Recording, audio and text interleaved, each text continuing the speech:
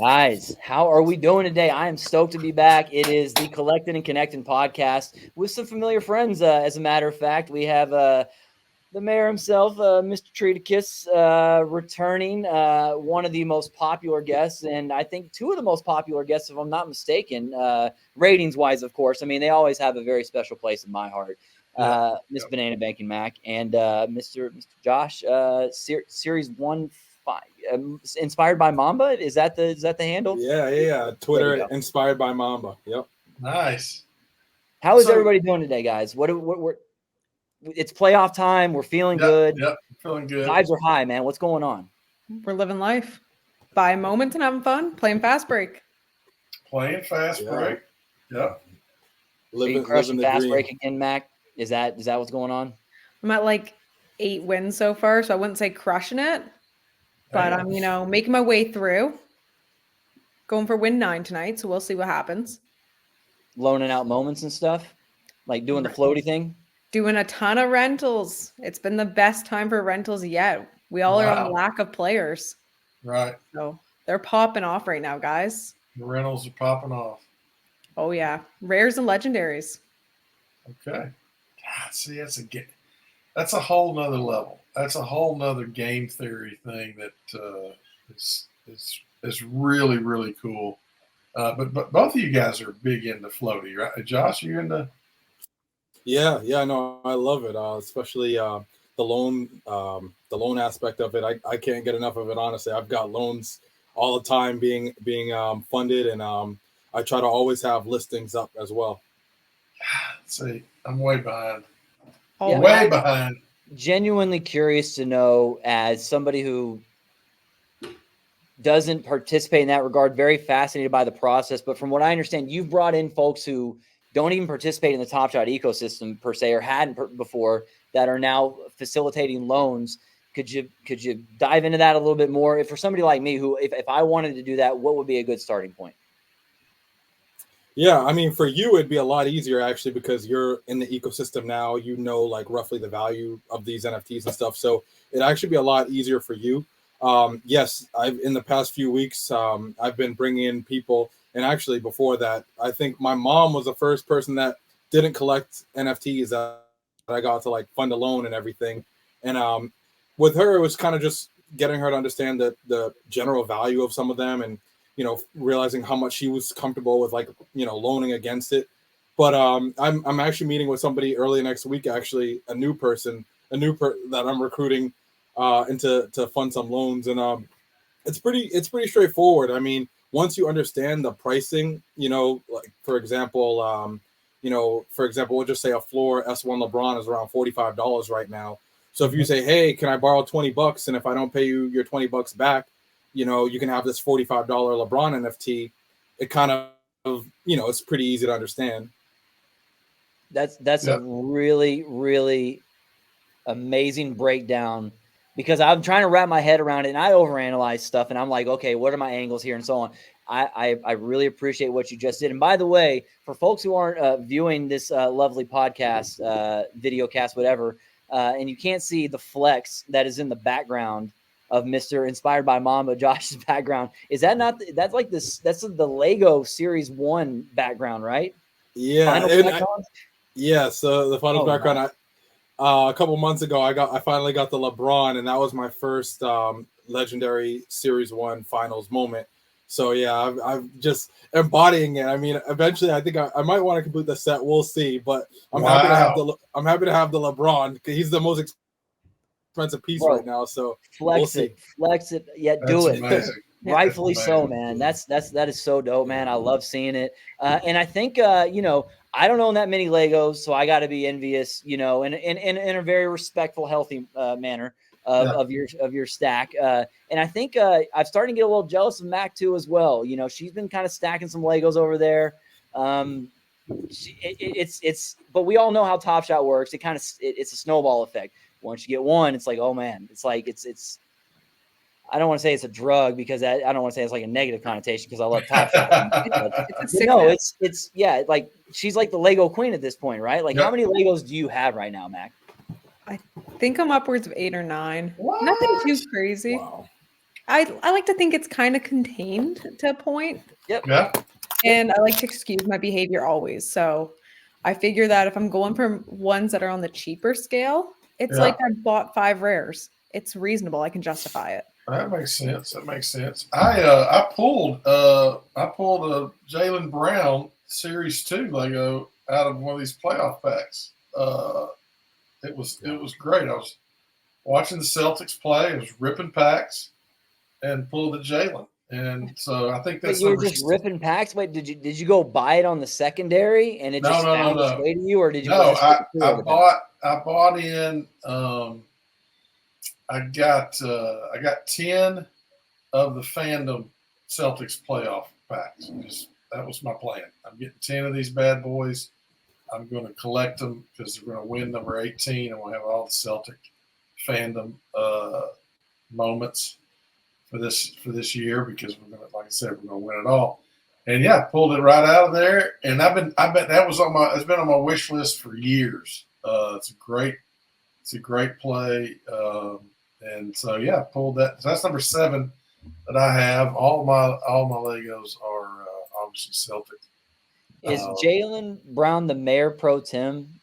I love Jaylen. In Arkansas, is that your favorite Celtics player? Yeah, he's definitely my favorite. I just think the world of him. Is just a class act, and just when he goes to the rim and he's got that look in his eye, you best just get out the way.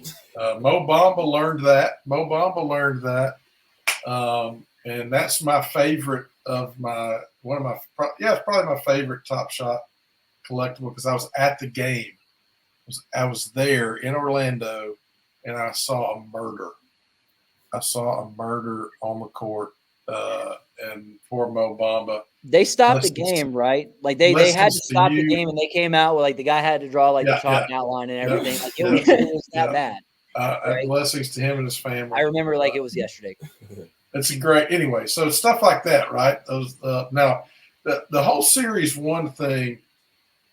I've gone back and forth about collecting all of Series 1. There's so much there, and the prices are pretty good right now, except LeBron, right? The LeBron TSD is on another level, but there's a lot there. What do you guys think about this? The idea that Series 1 long term is going to be the series on Top Shot to collect. Yeah, I'm excited about Series 1, honestly, myself. I do like for me to buy a moment in another series, it really has to be like one of those standout moments. Like I've heard some other people reference it too. Like it's kind of neat, you know what I mean? Like certain moments are like so great, but they're not in Series 1 and you still want them anyway. The LeBron block, certain iconic things, the Kawhi, the bounce and everything, and Steph. So, I mean, I love Series 1 personally, and I definitely put most of my money into Series 1. But yeah, I do. I think eventually, when, like you said, everything is pretty affordable right now, things have come down. But I'm looking forward to the day where Series 1 prices are so expensive that like I'm even forced to like go into Series 3, 4, 5, all these other ones. So it's kind of a good position to be in, where it's like, all right, great, it's cheap. But it's not like I'm not gonna buy the other things, because when Series 1 is way too expensive, I'll be diving into everything else. That's an interesting thought. Yeah, now's the time to get in, though, isn't it? Yep. Yeah, well, the price is right. I'm not a huge Series 1 person, but that is because I collect select sets now. Like I love For the Win. Okay. I loved Throwdowns last year, but I'm not going for it this year. And now all my moments are kind of more towards a fast break range. So I've even slowed down on my debut a day, which was like what really got me started. Right. Because now I'm like, Slow okay. down but didn't stop. Slow down but didn't stop. It can never stop. Never stop. It just, can't stop, won't stop. No. Sometimes I just like get outpriced in the debut a day, and I'm like, do I really want to buy it? I can wait. Maybe I'll get in a pack. Like I kind of get over it, but it's all towards my rentals and fast break right now, my collecting. Wow. That's interesting. Because I'm definitely like, I want Celtics, I want Grizzlies, and I'm locking them up forever. right? Like and that's one of the things that I'm not a huge fast break person. I'm trying to figure it out a little bit, but that's a whole other level of utility. Because my utility is all in. I'm just building a collection. That's it. I'm building I'm collecting these moments I like.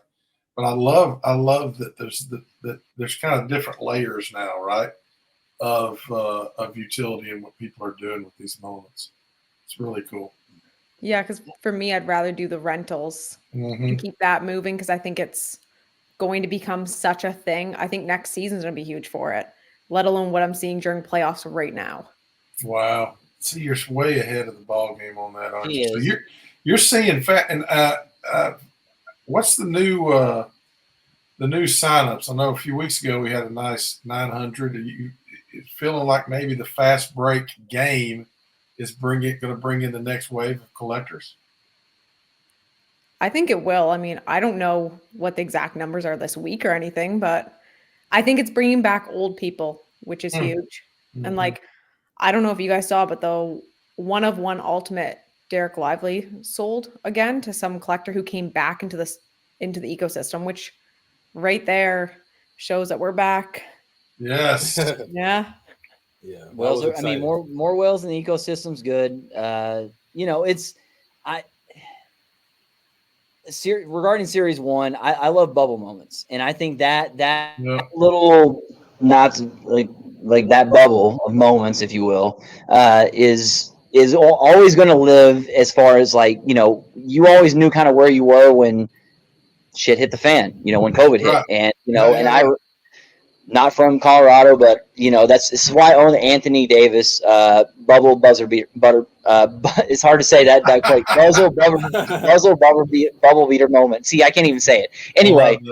Because I remember being amongst a bunch of Nuggets fans at the time, and they lost their minds when he hit that shot, and it's just that kind of nostalgia. And what Max said as far as her strategy, like I envy her as far as the loan component to it. She's collecting what she loves in a true sense, and everybody can kind of do that. And that's the beauty of Top Shot, is that everybody can collect literally collect what you love. And I know people want to make fun of that, whatever, fine, do it, whatever. But to me, that's really what it's all about. You can do it your own way, do it in your own lane, and there's also, as Treat mentioned, some utility to that down the road. But yeah, man, I mean, it's. I'm not aware of it just everything that has been going on. One moment. And Siri has come. She sees I'm emotional. And yeah. 3 balls. I agree with you though. I really like the kind of pick your own adventure, choose your own, your own style or whatever, how you want to collect, what you want to do. I haven't played fast break yet. I haven't done challenges since, a year or two. But I'm loving it. Like I'm having probably, it's hard to say because when I first joined, I was having so much fun in February too. But I feel like it's hard to say. It's hard to think of a time where I'm enjoying Top Shot more than right now, honestly. And I'm not even playing fast break at all. Never played it. Huh. That's great. So, and your focus, you've got did I hear Tork right? You've got the Series 1 finals set. Yes, I have the final set, and actually, funny enough, at NBATOPSHOT on Twitter, she has the last bottleneck. She has the last mint of the bottleneck for that set. I love it. Oh my god! As a serial maxi, what y'all have done and cornering that market, I love it. That's unreal. Amazing. Yeah, no, it's exciting. I mean, going back to the market and the fluctuations and everything, it's really, that one really fell into our lap. She got that for less than $400. I mean, we would have paid $1,000 if it was listed for $1,000. So sometimes you just take what they give you, as we say. Exactly. That's right place, right time, right there. Yeah. Love it. I'm curious too, Treaticus, how did you become such a big Celtics fan? What's the story on that? Oh man, so my dad was a well-known high school basketball coach in the state of Arkansas. So I grew up in it, man. That my whole family, it was all hoops. So we sat around and watched the Celtics, and I was told about the glory days and how you really play the game, right? Bill Russell, Bob Cousy, those guys, and then obviously when I was young, not in the 40s, Tork, but in the 80s, the glory days, the McHale, Bird, Parrish, those are great teams. So yeah, it's passed down from my dad. Just basically how the Celtics play the game the right way, always have, and they're winners. That's the key. You're right. Be a winner. Yeah, a lot of the teams around Boston here are, Yes. I'm satisfied with the Raptors one championship. Well, it was. I'm just saying, I was alive for it. That's all that mattered. I was a basketball fan. I was good. It was impressive. It was impressive. You might live 100 years, and like Treaticus, and he's on the opposite end of that spectrum when it comes to like championships won, but you could have like none, and be like a Cavs fan before LeBron or something. Oh. So as a Mavs fan, like we have one. You have appreciate it. It was a nice one. Yeah, it's like right here, near and dear to my heart. By the way, I want to ask Josh a question real quick. So you mentioned the Kawhi buzzer beater that bounced off the rim. Do you own that moment?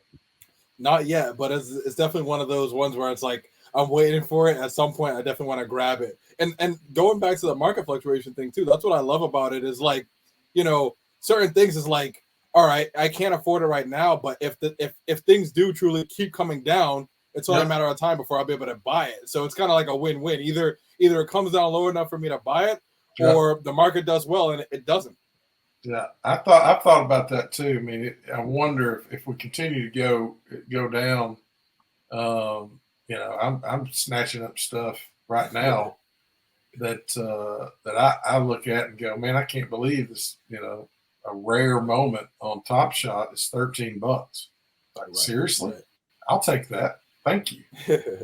I've been snatching up Peyton Pritchard rookies, 4 Badgers with everything. It's on my wish list. People start putting that stuff out there for $9. Like, yeah, I'll take that. Thank you. He's one of my favorite players in general because he's that dude that you look at and the casuals would be like, that dude plays in the league, like for real. Exactly. And then he'll and you see what he does when he can actually when they're like, hey Peyton, you got the green light, go ahead and do what you do. People forget, remember where he went to school, right? Yeah. Oregon. And before that, he was an All-American quarterback in high school. I did not know that. Oh, dude, he's a baller in every sense of the world. Ever since the world. I mean, he is that dude. Athlete. But he also understands, I don't need to be that guy on this team. I can just go in when they need me to. And that's why I hate it so much. But I think the Celtics might do it this year. I really don't like to say that. Why don't you like to say that? Throw up right now, but listen. I mean, Tork, you're a winner in life, so I would assume that you would love to support the winners on the court, right? Is it weird that it's like hate peppered with respect? On the Celtics right now that I don't like, but for example, Marcus Smart, okay? Love Marcus Smart. There's so many layers to Marcus Smart going to Boston for me personally, as far as we could hide Marcus Smart, which is probably the worst Boston accent ever, but you get it. But he gets to go and he's from shout out 3-ball from our neck of the woods in North Dallas. He went to a high school, for crying out loud, Flower Mound Marcus High School. It was that was the name of the high school. It wasn't because they didn't rename it after him. But anyway, but so I wasn't a Celtics fan growing up. Respect Larry Bird, all that good stuff. But he gets there, and I gotta love Marcus Smart, and I love the fact that the team embodies that spirit, and they play that way. And as a guy who played basketball growing up, 5'8" kid was never going to be any bigger, and just had to get after it. You gotta do what you got to do. Respect that the way they play. And now, once, as we said before, you got 2 Marcus Smarts now, Derek White and Drew Holiday. Love him. And once again, I don't like it, but I got to be honest about the situations. You guys might win the title, and I hate it. Well, But let's talk about your team a little bit. Nah. You guys are sneaky good. Sneaky good. I think you're sandbagging when you talk about your Mavericks, because if you guys when you guys are putting it together, it's scary good. I want to know what Mac and Josh think about the Mavs. Like, what is your honest take on the Mavs? Because I'm biased, but I want to know what they think. I think they're a great team right now, and I think they're going to go pretty far. I don't want to say they're going to take it all, but I don't know. I think they're popping off. I think they're going to crush LA. I don't want to say it, but I think it's true, and that's kind of my take. They're not who I'm rooting for, if that counts for anything. I'm kind of hoping OKC goes all the way, guys.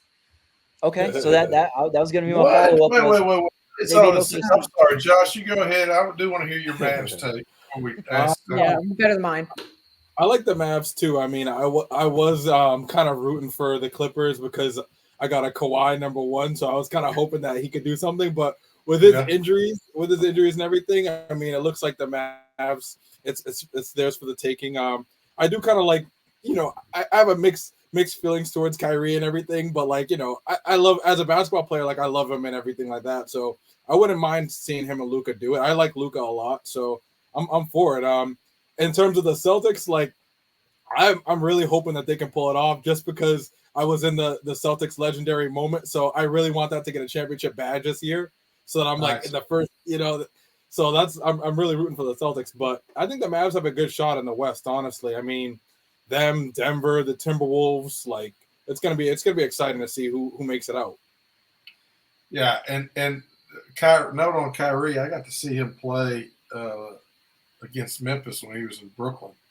Wow. And dude is unbelievable. I mean, his handle. I mean, it's crazy impressive, and I was just in awe of his skill. But I really don't understand this OKC thing that's going on.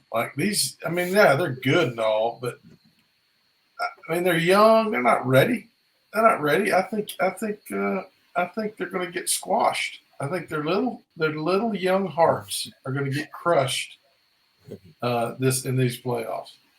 Do you, just yes or no from all three of you, can the Mavericks play good enough defense from here on out to get them a title? With their offense, given what Treat said about Kyrie being a savant and all that, he's a pylon on defense. So that brings to the forefront the real question, which is, can they play good enough defense in the interim, play well above the aggregate with PJ Washington and Daniel Gafford to perform above the average, good enough with their offense to get them the title? Gafford, El Dorado, Arkansas. There you go. Shout out. Yes or no? I would say yes. Okay. Josh? I'm definitely gonna go no, barring injuries with Denver. Look at the way they look. Respect. Mac?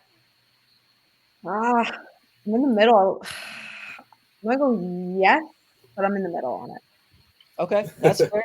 I don't think they can. I don't think. And I'm a Mavs fan. I don't think they can. I don't think they're good enough on defense. And I want to be optimistic, but personally, not. And I hope I'm wrong. Here's my yes. I don't think they're ever going to be great defensively, but the way the NBA is, and the history of the league, Luka is a generational talent, right? I mean, I just think in the playoffs, a guy like that gets in a groove. You ain't got to play defense with that. I mean, that dude. Mm-hmm. I mean, he's amazing, and he could. I mean, he's that kind of player that he gets in that groove. He can carry a team to a championship. That's how much I believe in Luka. And if you that little bit of talent around him, and kind of what they seem to be figuring out as far as people's role, with PJ Washington kind of figuring it out, and my boy Gafford, I could see a run. I could see a run for sure. We'll see. Last time they won the title was a 6 seed. The one time they won a title, that is. But you had guy, right? Yeah, Dirk. Yeah, Dirk. I mean, look, I think the coolest thing is that hopefully they can beat the Clippers, finish them off. Yeah. And move past that. And the second round is going to be epic. I know Josh mentioned the Nuggets a moment ago and the way they're playing, which is I don't know if you guys have watched them play the first round of the playoffs, and kind of every game almost went to a certain script, but they've kind of starting to lock in with like not just first reads, but second reads, third reads off of what their sets are doing. And I can't wait for Minnesota to try, because Minnesota, the trajectory for my fandom at Top Shot, going back to the Anthony Davis shot to try to bring this full circle, the Nuggets lost to them that series.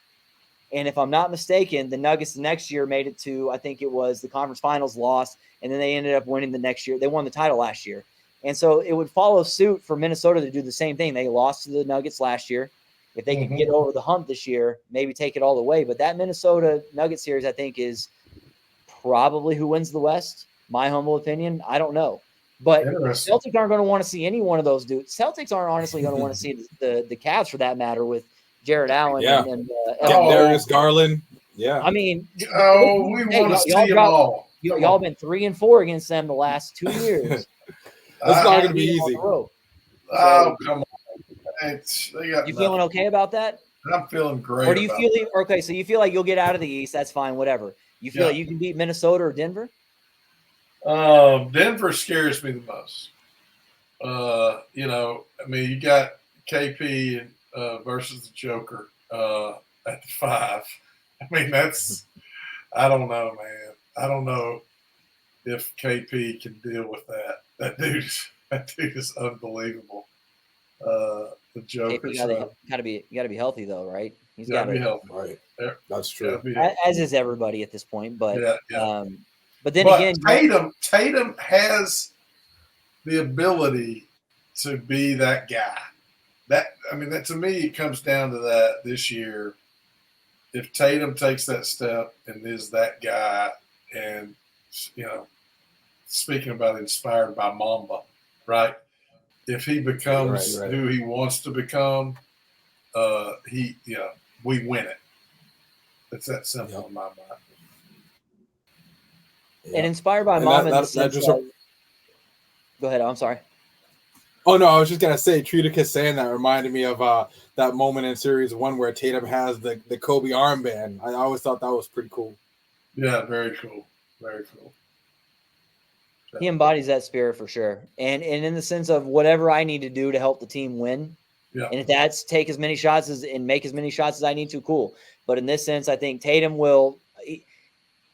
he's got such a high basketball IQ that I don't think he gets credit for, because he's such a freak athlete and does so many amazing things that's what people notice. But his situational awareness is kind of on that Kobe level, in my humble opinion. And I think that's the Mamba mentality that I see personally. Yeah. That's a good point. Also the kill or be killed, but that situational awareness, that IQ on the court is amazing. It really is. I am looking forward to that Celtics versus Cavs too. That seems like it's like imminent too. Like it will end up happening. I think that's going to be a good series with Jarrett Allen and everybody, and Darius Garland and Karis LeVert. Like they got a pretty good team, the Cavs. They really do. They're exciting. Really do. Yeah. Donovan Mitchell, he has that extra gear too. That you have to respect. He does let me down though. Mac, who you got? Who like you got to forecast it right now. Who you got? I honestly want to say Minnesota. I think could go all the way. I do think they're scarier than Denver. I think Anthony Edwards is a freak. I don't know. They got a squad. I think they're like pretty insane of a team, and like mentality wise, they're there. Like I understand OKC. I would love to see them go all the way. I'm also biased. Shay's from like my hometown, so like. Is he really? Yeah, he was Hamilton, born and raised. Wow. Respect. So like, I definitely got biased there, but I think Anthony Edwards is like, I don't want to say like the face of the league, but going to be one of them. Like I think we're going to be watching him. Like the new dynasty's in play. Yeah. I can get there with him for sure. Yeah. And I don't know who they're going to meet there, though. I'm not going to lie to you guys. I'm kind of stumped. Like, Can Boston beat Cleveland? Like, I think that's Boston will take Cleveland personally. Oh, yeah. Oh, I do think that. But that's because maybe it's because every time I play Donovan Mitchell in my fast breaks, he lets me down, guys. So like, it'll be like 10 points and they lose. So I'm like, well, screw Cleveland. Like, I don't know. Yeah. But they do have a good young team. And I mean, at the end of the day, it does come down to injuries, like you guys said. Yeah. Like anything happens to Edwards, that's going to change Minnesota completely. So, Treat, let me just, I need to take a moment to acknowledge this. You and I, like, we will never, you know what? I don't never say never, I guess, but we should be so lucky as to ascend to the heights of the two guests that we have upon us. Number one on leaderboards, if I'm not mistaken, a few leaderboards. Mac, how's that number one leaderboard with Mr. Grady going?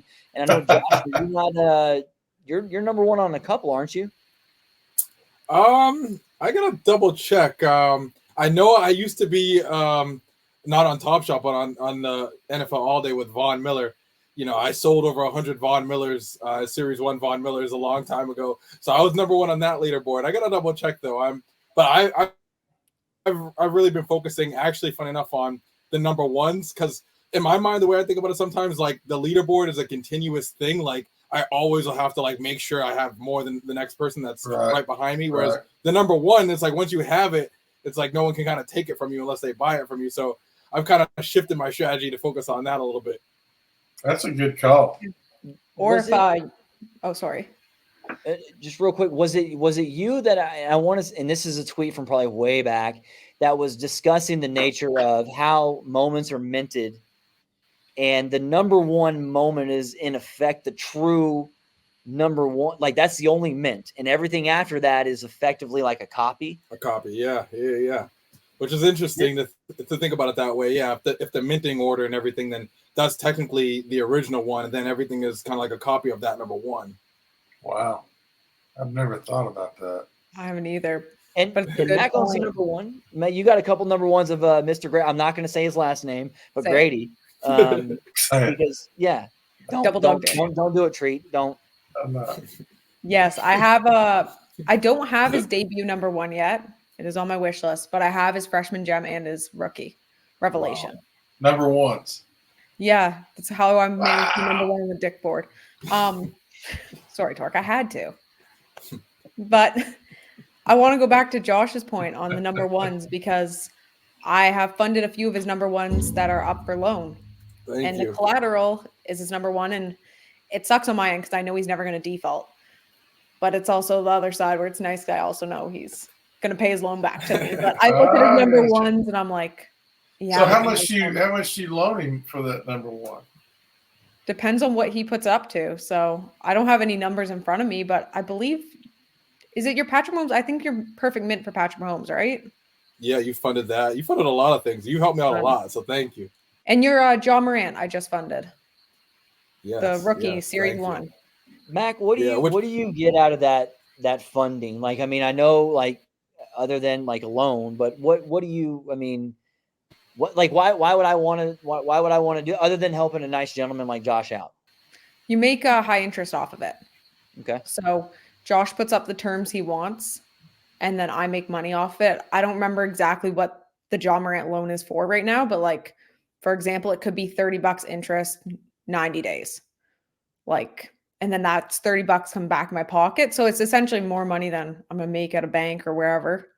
And I leave it in the USDC account and let it build over time.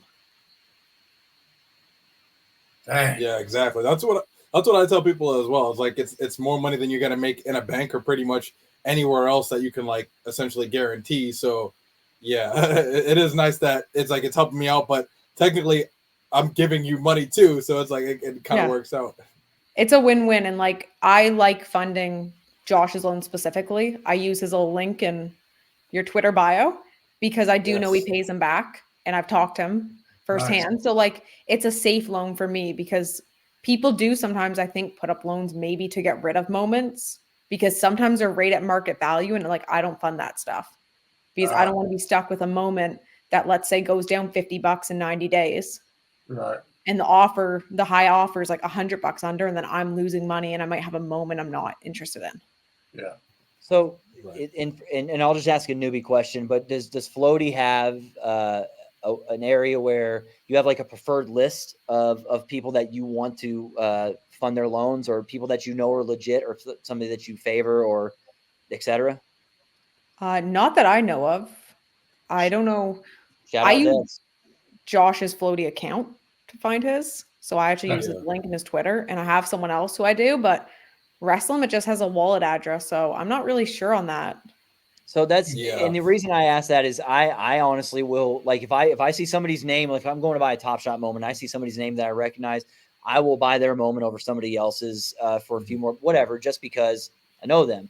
And I think that there's some interest in creating that sense of familiarity. Michael Levy. There we go. And also making yourself known where you change your address to where you know that you're buying from Josh, or you're funding his moment, or et cetera.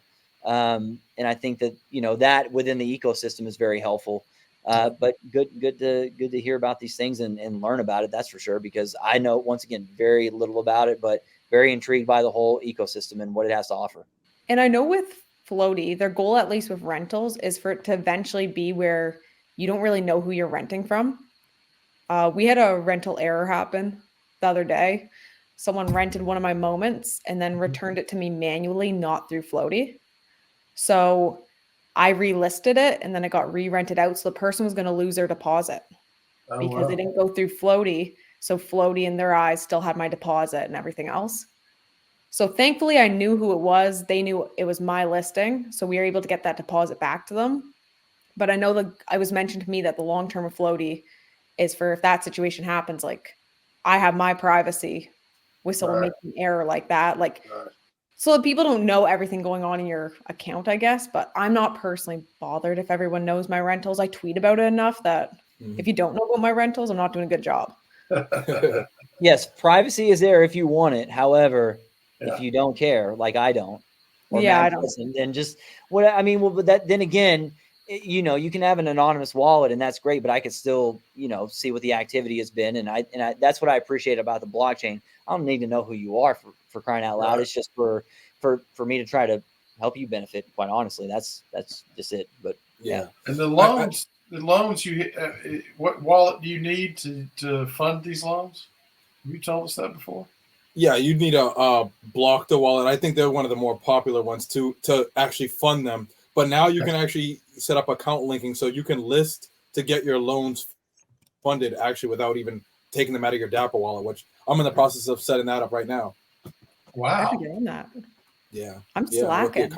With the account linking. Yeah, I didn't think it was possible, but I've heard, and they said it to me like 2 or 3 times, and then I looked, I'm like, okay, I'm seeing other people do it. Like, it is actually possible. So it'll be nice to just leave my moments on Top Shot and be able to list them to get funded soon. Yeah, it's kind of nice that way. Wow, that's interesting. Okay.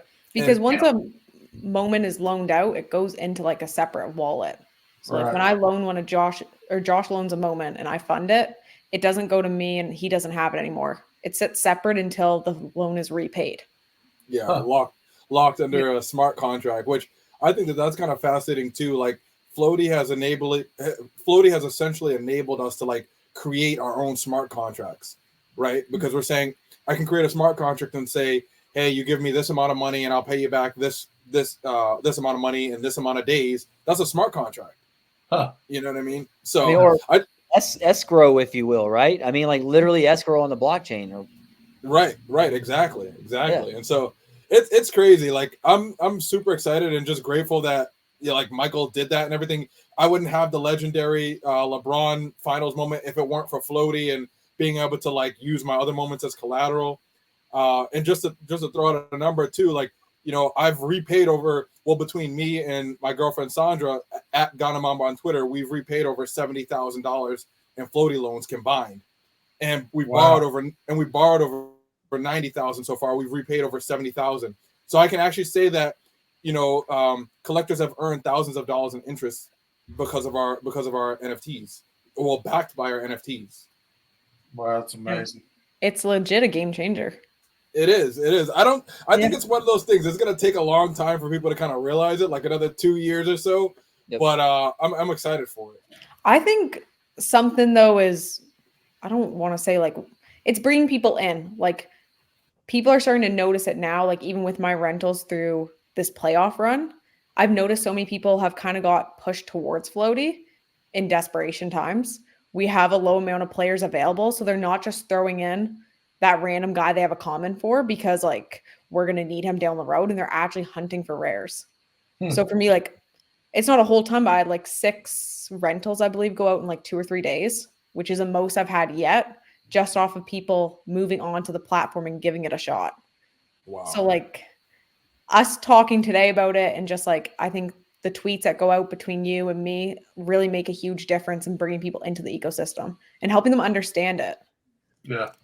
No, I agree. And Banana, I think you're in a special situation too. You're in a unique position because you're like a year from now, you'll be the one to tell us like how much money did you make from renting and how much money have you made from loans and which one's better. I mean, I'm kind of leaning the loan side. I'm not gonna lie to you guys. I'm like nothing crazy, but I think about like $400 in a couple months. Nice. It's pretty sick. And I mean, if you want pointers, I like lower loans. I prefer like 60 days. 60 days, okay. To keep this money flowing. But like, I think it's definitely like the future. It's going to take off. And speaking of Flowty, they're actually going to hook us up, guys. So on the day that this airs, they're going to give away some merch. Get out! Yeah. Shout out Flowty. Shout out Flowty. Heck yeah. Thank you, Mike. Yeah. So there's going to be some giveaways going on, and get some merch in the hands of people because we love our Flowty. That's awesome. Love the Flowty merch. They were actually the first ever sponsors of the C&C podcast back in the day. Yep. Look at that. Yeah. Look, it's all this stuff, and Josh mentioned 2 years down the road, we'll look back. I think this is all a demonstration of what the Flow blockchain can do and what it's capable of. I think the financial component of it, the escrow component of it, the smart contract component of it, as far as being right there, people can verify it in real time. And the fact that we're verifying these transactions, we can demonstrate that it's being able to be done in real time. That's the future of this. And it's, gosh, man, I can't believe we're even talking about it right now. People make fun of the fact that we're too early, but we're early. Probably too early. No, guys. it's true. Yeah, it's true. It is. It's new to people. And I realize talking to my friends in real life who are like, what is an NFT? I'm like, I'm early. Like they don't know what I'm doing. They see random tweets from my internet friends. Right. And when we went to a basketball game, I tweeted to help us get on the Jumbotron, and my Twitter popped off all of a sudden. And I think they realize that this is like legit. I'm doing something. I'm not just hanging out on Twitter all day doing nothing. Yeah, no, I don't know. Love it. It definitely feels like it is early and everything. Like I had that realization even back, like when I changed my Top Shot name to just Rare. I had tweeted that day, like we're definitely early because like how is this Top Shot name available? Rare, you know, like it was just like proof, you know, like it's there, but everything's so early, and I don't know. I think things take time to grow, and I'm glad we're part of the journey. Yeah. It'll be fun to be at the top one day and look back to see the ride that we were in, and y'all are pioneers. Both of y'all are pioneers in that regard for the Flowty blockchain. As far as like, I mean, it's your use cases and test cases for every little bit of code that they're using, and how they're trying to implement that in a very simplistic sense for us normies who don't grasp these concepts very well. Yeah. But I thank y'all for that for sure. So thank you guys. I'm definitely going to dig into some of that.